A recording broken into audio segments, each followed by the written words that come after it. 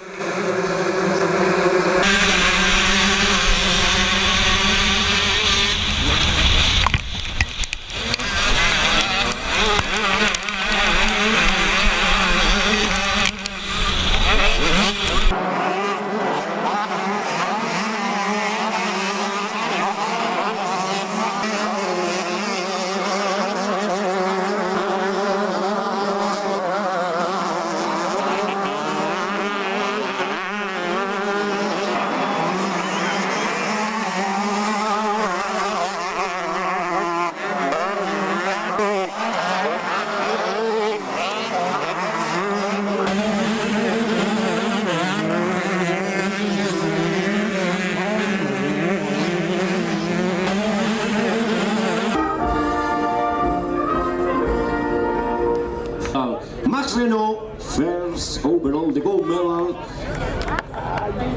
Y justamente la bandera nos indica el himno que escuchamos ahora, himno de Francia, en honor del campeón. Maxime Renault, congratulations. You are the 125cc world champion, but you had to work hard for it. That second race, how hard was it to defend that lead against Conrad Mewse?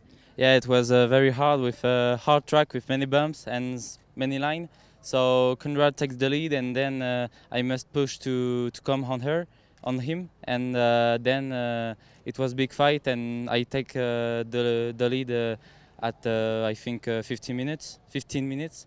So I'm so happy to win today. It was so very difficult with the time. It was so hot, and I'm very happy. Great job, thank you.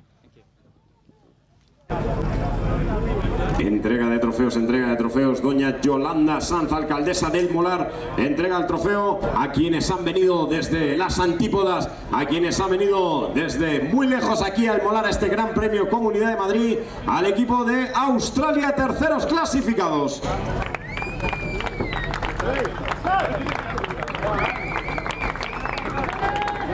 Ángel Viladoms, presidente de la Real Federación Motociclista Española, también para los segundos, los subcampeones por naciones.